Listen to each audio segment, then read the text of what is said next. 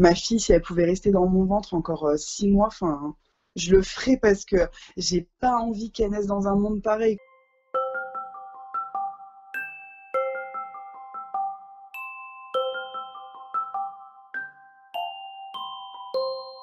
C'est très spécial. Enfin, je pense qu'aucune femme enceinte, la première fois qu'elle attend un enfant, elle se dit qu'elle va être face à une situation pareille. Et j'ai l'impression d'être dans un film, en fait.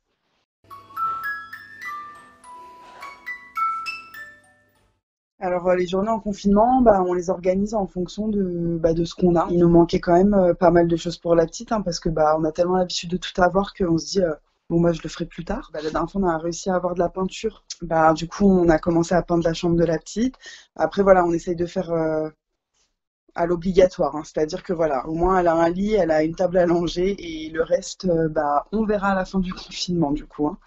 Les seules sorties que je fais, c'est vraiment pour mes rendez-vous de suivi de grossesse, avec beaucoup de conditions et de consignes.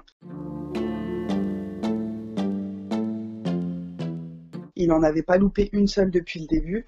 C'est sûr que même pour lui, le suivi de la grossesse, enfin, lui aussi, c'est son premier enfant, hein. Je trouve que c'est très anxiogène. Du coup,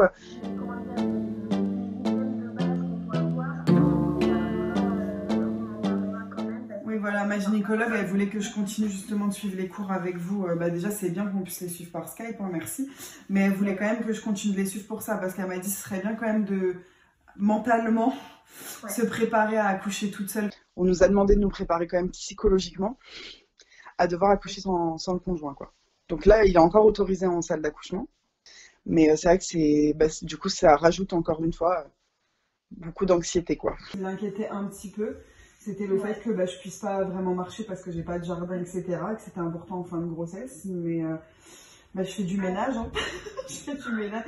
Et j'essaye de surélever mes jambes le soir. Mais après, je me suis dit peut-être vous aviez des techniques. Mais que mon conjoint et ma petite cousine, ils veulent pas me laisser sortir parce que comme je fais partie des catégories à risque, ils me limitent les déplacements au maximum. C'est vrai qu'il y a des jours d'assez déprimants. Il y a plein de facteurs, hein. C'est le fait que ma famille elle soit loin qui fait que bah du coup là avec le confinement on ne peut pas se voir. Ah, ça m'a gâché. Oui, ça m'a gâché ma fin de grossesse, ça c'est sûr et certain.